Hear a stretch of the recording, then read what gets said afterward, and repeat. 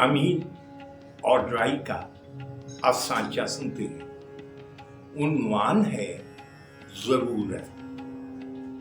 आज सुहानाबाद press club में जानू जोशपुरी के साथ शाम मनाई जा रही थी। जानू जोशपुरी का अदब में कोई खास काम या मुकाम नहीं था। कुछ साल पहले उसकी एक शायरी की किताब शाया हुई थी, जिसमें भी औज़ान के काफी मसाइल थे। अलबत्ता उसकी PR बहुत अच्छी थी। मैं प्रेस क्लब पहुंचा तो प्रोग्राम अभी शुरू नहीं हुआ था। मैं आखिरी लाइन में एक कुर्सी पर बैठ गया और इंतजामिया के लोगों को देखने लगा, जिनके सीनों पर मुख्तलिफ बैजेस लगे हुए थे। मेरे लिए तकरीबन सभी नए लोग थे। मैंने मजमा में जान पहचान के लोग तलाश करने के लिए नजर दौड़ाई। 2-4 लाइनें आगे एक कोने में बाबू बालमपुरी बैठे हुए थे। उनकी 2 किताबें शाया हो चुकी हैं। बहुत अच्छा लिखने वालों में से है, लेकिन उनके साथ कभी कोई शाम नहीं मनाई गई। बहरहाल अपनी अपनी किस्मत की बात है। प्रोग्राम शुरू हुआ तो अचानक मैंने नईम आदर्शी को देखा। उसके सीने पर भी बैच लगा हुआ था। वो मुझे जानता था। उसने भी मुझे देख लिया और सीधा मेरी तरफ आया। गले मिलते ही मैंने पूछा, जानू जोशपुरी ने अदब में ऐसा कौन सा काम किया है कि उसके साथ ये शाम मनाई जा रही है? नईम आदर्शी ने हल्का सा क़हक़हा लगाया और मेरे कान के करीब मुंह लाकर आहिस्ता से बोला, अगर उसने कुछ काम किया होता तो हमें ये सब कुछ करने की क्या जरूरत थी? अख्तर रुमानी का अफसाना सुनते हैं। उन्वान है जागिया निगाह।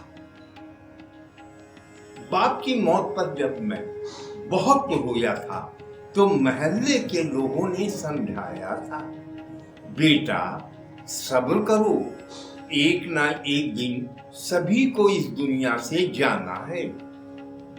रहने के लिए कोई नहीं आता। तुम्हारा रोना मरहूम के हक में अच्छा नहीं है। तुम रोगे तो मरहूम की कब्र की सख्तियां बढ़ जाएंगी। और तब मैं खामोश हो गया था।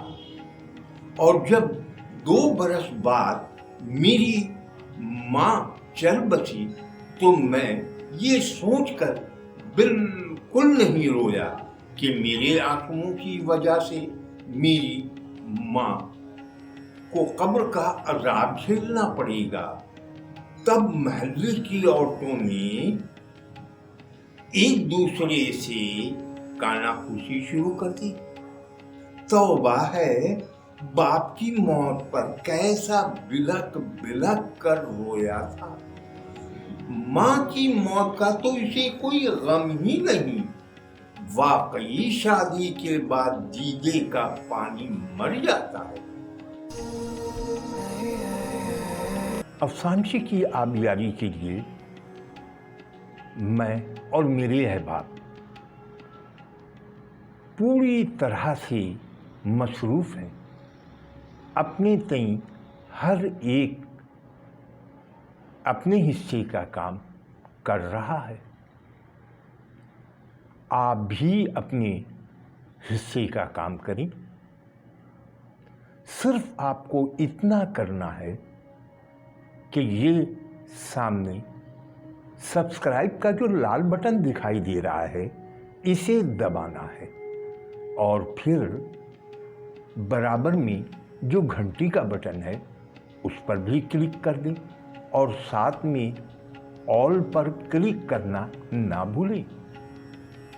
आपको सिर्फ 3 बार क्लिक करना है और ये 3 क्लिक हमारे हाथ को मजबूत करें, अफसानचा निगारी को मजीद आगे ले जाने में साथ देगी।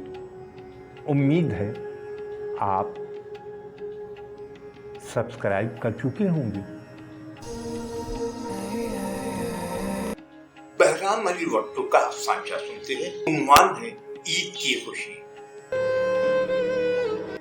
ईद की सुबह उसके तीनों बेटे इकट्ठे होकर उसके पास आए। तीनों ने बड़ी एहतराम से उन्हें ईद की मुबारकबाद दी। बड़े बेटे ने उसको नया सूट पहने देखकर कहा, मैंने पैसे वक्त से अदा कर दिए थे कि आपका ईद वाला सूट जल्द तैयार हो जाए। दरमियाने बेटे ने कहा, मैंने भी जल्द पैसे अदा कर दिए थे ताकि आपके जूते वगैरह ईद से पहले आ जाए। छोटे ने मिठाई का डब्बा पेश करते हुए कहा, अब्बू जी, ये मेरी तरफ से वसूल कीजिए। थोड़ी देर बाद वो सब रुखसत लेकर चली गई। वो खुश भी था और गमगीन भी। खुश इस वजह से कि साल भर बाद उसके बेटे उससे मिलने आए थे और गमगीन इस वजह से कि उसको ये ईद भी घर की बजाय ओल्ड एज होम में गुजारना पड़ रहा था। और अब अपनी दोस्तों को भी राग़िब करें कि वो भी सब्सक्राइब करें। जितने ज़्यादा सब्सक्राइबर होंगे उतने ही दूर तक अफसानचा पहुंचेगा। क्यों कि जब अफसानचा लोड होता है उसकी खबर फौरन आप तक पहुंच जाती है और फिर आपके अहबाब भी आपके पेज पर उस अफसानचे का नाम देख लेते हैं, लिंक देख लेते हैं। तो बस आपको सिर्फ सब्सक्राइब करना है, सब्सक्राइब कर दें। अली इस्माइल का अफसानचा सुनते हैं। उन्वान है शिकायत। इलेक्शन में मेरी ड्यूटी बतौर पोलिंग ऑफिसर नंबर 3 लगी हुई थी। अक्सर मेरे दिमाग में शिकायतें यूं सर पड़ती थीं कि अपने मुल्क के लोग वोट की अहमियत नहीं जानते। इसी इलेक्शन में एक नुमाइंदे के ऑब्जेक्शन पर ये बात सामने आई। 25 नंबर पर जिस खातून ने वोट किया है उसका तो 6 महीने पहले ही इंतकाल हो गया था और मेरी शिकायत हुई। यहाँ तो मुर्दे भी वोट की अहमियत जानते हैं।